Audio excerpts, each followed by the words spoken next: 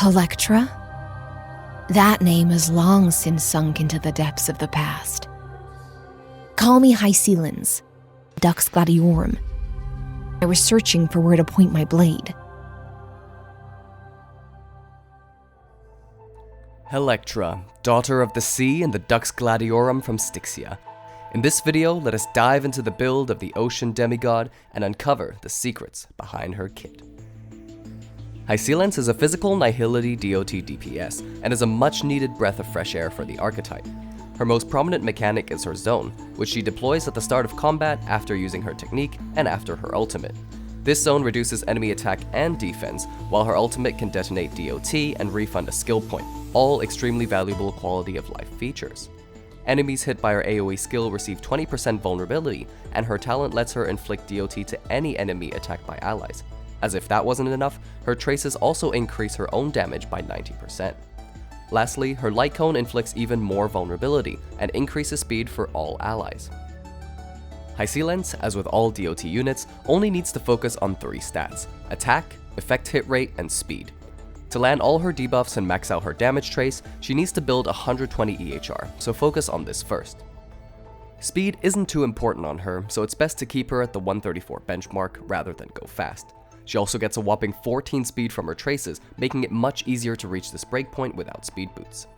With her signature light cone, you can aim for 129 speed outside combat, 128.5 to be exact, in order to act the same number of times within the first cycle. For attack, stack as much as possible once you've met the EHR and speed requirements, for her dots to hit as hard as possible. Try to get at least 3,600 to max out the Revelry Planner bonus, though this should be fairly simple to achieve. For her main stats, go for an EHR body, or an attack one if you can reach the EHR threshold. For boots, the best bet is always attack, as is a physical damage orb. For the rope, she prefers attack, though may experience some uptime issues on her ultimate. An energy regen rope can be used if you have enough attack, but will obviously reduce overall team damage, though this may be preferable in longer fights. In general play though, just stick with attack. A section later in this video will explain in greater detail. Hysilens can benefit from quite a few light cones, most of them being premium options with effect hit rate. In first place, we have her signature, Wide as the Ocean Sing, which gives her 40% EHR and allows her to inflict up to 30% D.O.T vulnerability on attack targets. This also offers 10% speed to an ally after they attack, essentially substituting the speed boost from Ron May if she is dropped from the team. All these buffs make Hysilens and her team so much easier to build and is a great pick overall. Another strong option is Black Swan's signature, Reforged Remembrance, which grants similar effects given that both are D.O.T DPSs. This light cone offers the same 40% EHR, a 20% attack boost, and increases personal damage by granting 28.8% defense shred for her DOTs. However, you may overcap on defense shred, resulting in diminishing returns. More on that later. Lastly, you can opt for 𝓗𝔗𝓼𝓲𝓵𝓮𝓷𝓼 signature light cone, Those Many Springs, though it is better equipped on Black Swan as a supportive option. This will offer a significant 60% EHR and 24% vulnerability, making it much easier to build her while greatly increasing team damage. However, you will also need 140 EHR to maximize its effects, so do keep that in mind. I will also mention the possibility of using Patience is all you need, as 𝓗𝓗 now wants to run before the tutorial mission starts. If you have this cone and are not planning on pulling any of the ones previously mentioned, you could use it with Hysilens, though it is less optimal and makes it harder to reach the EHR requirement. But if you do not wish to part with it, it does grant a useful damage and speed boost, while also applying an additional shock DOT. If you are a free-to-play player, fret not, as Eyes of the Prey is a very strong light cone for her. It will grant her the same 40% EHR as her signature, while increasing DOT by 48% at S5. Nothing much to be said, just go for this one if you have no 5-star option. However, this is also Black Swan's best free-to-play option, so you might need 2 copies if running a triple DOT comp. Sadly, there aren't many other free-to-play or 4-star options for Hysilens. Goodnight Sleep Well and It's Showtime will make her harder to build by virtue of lacking EHR, while only offering buffs that are somewhat saturated. Before the tutorial mission starts and Solitary Healing are also much better equipped on 𝓗𝓗 and only perform well in specific scenarios such as in Pure Fiction. And now on to Relics. Very straightforward, it's the Prisoner set. This is the unequivocal best in slot set for any D.O.T DPS, offering 12% attack and a maximum of 18% defense shred to all D.O.T, with this effect always active with Hysilens. No other set comes close to its performance. For Planar Ornaments, the choice is also relatively simple. Revelry by the Sea, released in 3.4, is meant to coincide with the launch of Hysilens and D.O.T's return to the meta. This is now the best set for D.O.T DPS units, granting 12% attack and 24% D.O.T damage when exceeding 3,600 attack, which should be easily reachable even without Kafka's attack boost. For older players, you may choose to go with Pan-Cosmic if you still have strong pieces lying around. It is a solid option, offering 10% EHR and 25% attack as a side grade to Revelry if you're lacking in EHR. The set makes it easier to reach her 120% goal, but is only recommended to use if you are not overcapping on EHR, or its value will drop significantly. Farming for Revelry is more efficient if you are starting from scratch though, so just go for that. Lastly, we have 𝓗𝓂𝓼𝓲, the previous best in slot option for D.O.T units, which was never really tailor-made for the archetype. It is also a decent option if you have spare pieces from farming Kafka and Black Swan's older builds. 𝓗𝓗𝓼𝓲 offers a useful 12% attack boost and a 12% or 18% damage increase when exceeding 135 or 160 speed respectively, but since you will most likely be at 134 speed or less, its buffs are rather weak. This is a clear downgrade to the Revelry set. As a main DPS, Hysilens will make use of other D.O.T units, supports, and sustains. Let us first take a look at her best Nihility partners. Firstly, Kafka. She is an essential unit in any D.O.T team. Hysilens must be run with Kafka to perform efficiently, as she herself cannot detonate D.O.T frequently enough on her own.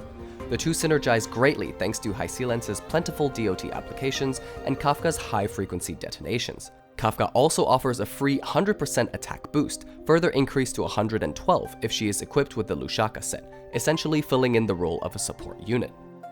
Secondly, Black Swan, our second 5-star D.O.T unit. She pairs beautifully with Hysilens by stacking even more D.O.T and decreasing enemy defense. Playing triple D.O.T is now feasible and recommended, making for a very strong team. Reaching 50 stacks of Arcana is now easily achievable in regular gameplay, while her Eidolon 1 and use of 𝓗𝓂𝓲𝓵𝓮𝓷𝓼 Light Cone can significantly increase overall team damage. Now let us look at other Nihility synergies. First of all, 𝓗𝓂, specifically E2 𝓗𝓂. At E2, this unit is a net upgrade to E0 Black Swan thanks to his upgraded D.O.T damage values. He performs amazingly in a sustainless team and is likely to do well in pure fiction regardless of buffs and mechanics. However, a pre-E2 𝓗𝓂 is suboptimal. While his vulnerability is useful, the base value of the Ashen Rose Burn D.O.T is not enough to make up for the damage amplification offered by other units, while his increased ultimate vulnerability does not greatly benefit D.O.T characters. Now, Acheron. If you a 𝓗𝓗𝓏 enjoyer, well, you could find a use for Hysilens, thanks to her talent acting as a pseudo-Silver Wolf E2. This setup can perform well in certain scenarios, particularly in pure fiction, allowing Acheron to unleash her ultimate frequently, given the constant application and detonation of D.O.T.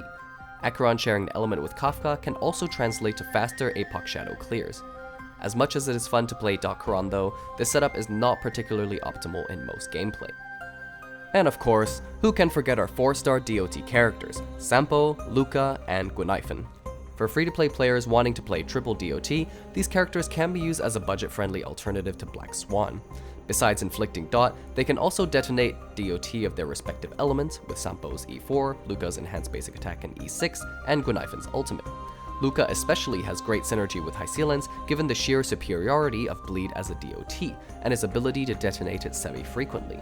However, outside of niche scenarios with D.O.T buffs, using these characters will typically be a downgrade from using a Harmony or a debuffer. Speaking of supports, if you are playing without a third dot unit or sustainless, these characters will be your best bet.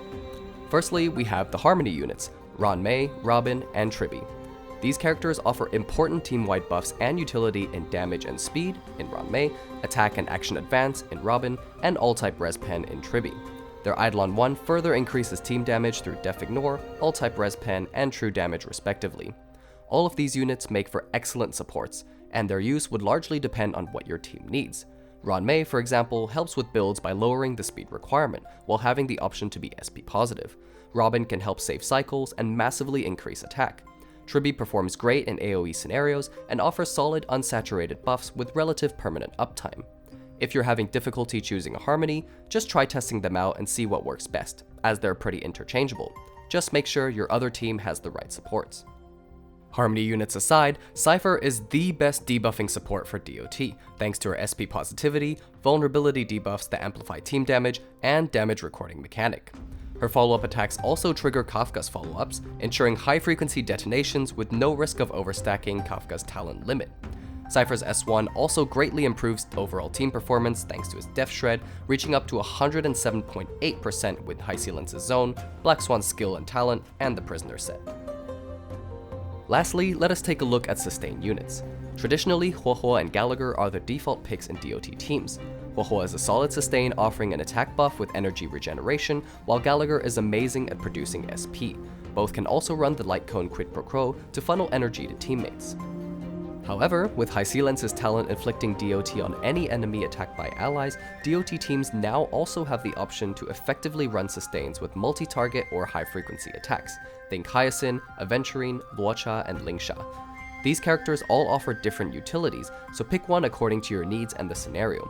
Some may be more SP positive than others, may work better against certain bosses, or may deplete toughness bars and break enemies more effectively. It does go without saying that we have yet to see a sustain unit tailored to D.O.T, so we can only hope one comes out sooner than a year from now. Fingers crossed the new physical 𝓗𝓗𝓮 will be the answer. In conclusion, Hysilens is a strong addition to the D.O.T archetype and a much needed improvement over existing setups. She is best built with full attack stats, as running speed boots or an ERR rope will decrease the damage her D.O.T deals. Just let Kafka be fast and detonate instead. Team building is extremely straightforward, as D.O.T hasn't really gotten many upgrades over the years. Hysilens performs best in a triple D.O.T setup with Kafka and Black Swan, with the former being indispensable, though the latter is interchangeable with harmony or debuffing units. The optimal D.O.T team now looks something like this.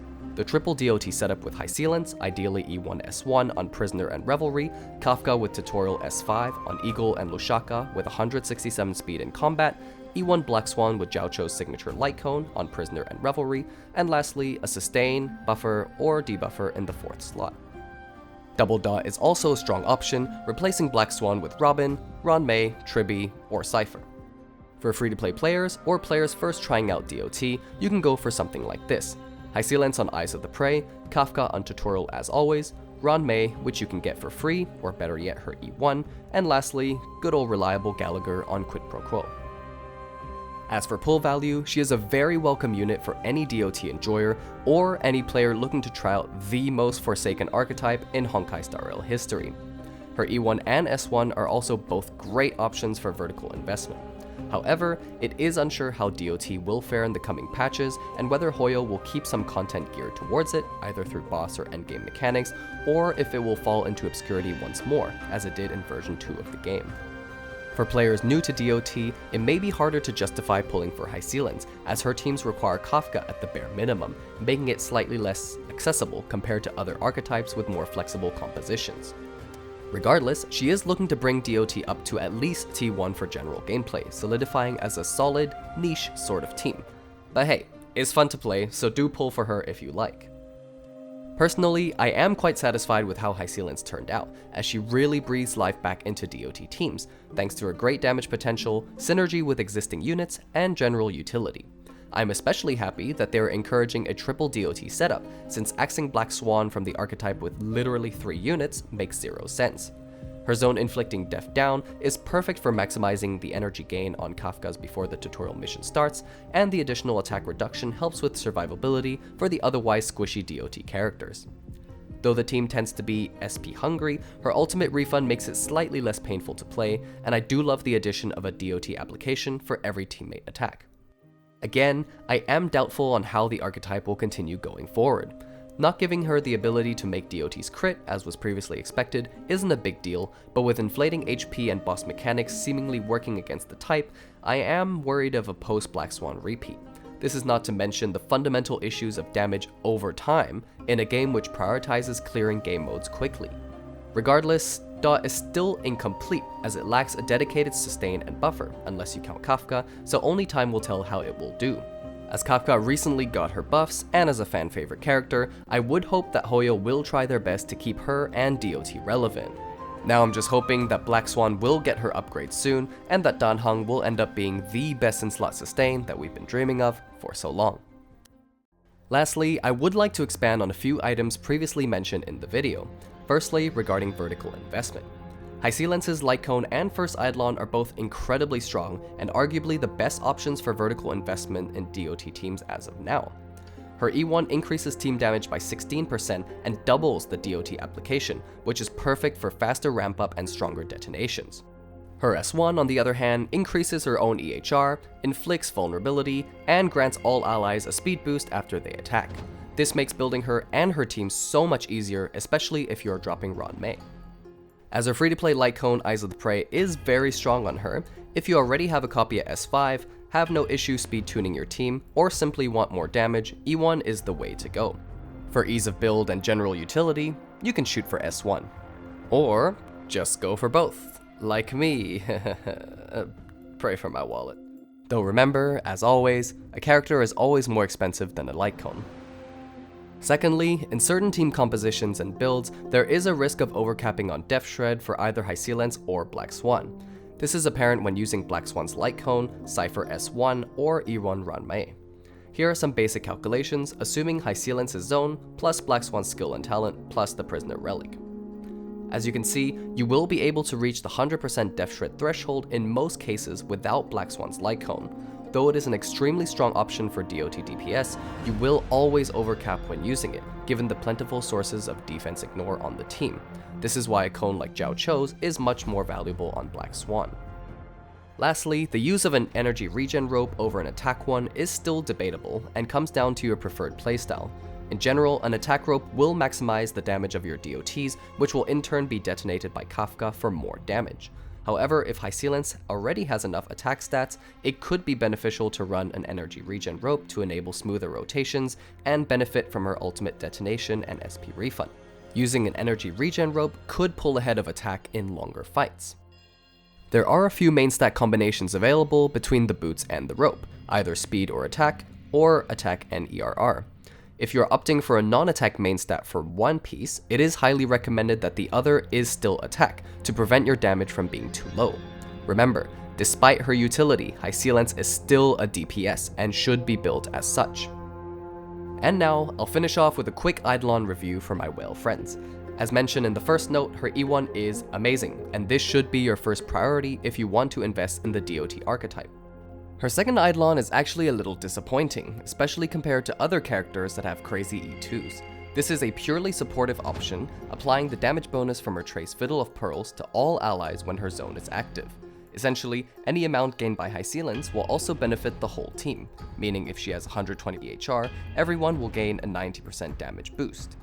This Eidolon, however, provides no self-buffs, and damage may already be saturated on certain partners such as Black Swan and Acheron. I would say the best stopping point is probably E1, unless you are gunning for E6. Her E4 is surprisingly decent, granting a 20% all-type res reduction on all enemies when the zone is active. Nothing crazy, but definitely quite useful. And lastly, her E6 increases the trigger count of her zone's DOT effect from 8 to 12, while increasing the multiplier from 80 to 100. This allows her to deal physical DOT up to 1200% of her attack, as opposed to 640%, which is a very significant raw damage boost. Anyhow, that's the end of this video, and I hope you enjoyed watching. Hopefully this helped you with your builds, or convince you to pull for the Queen of the Seas. I will be posting more guides in the near future, so do watch out for this space. If you have any questions, please feel free to leave them in the comments, and I will do my best to respond with advice. Bye for now, and best of luck with your pulls.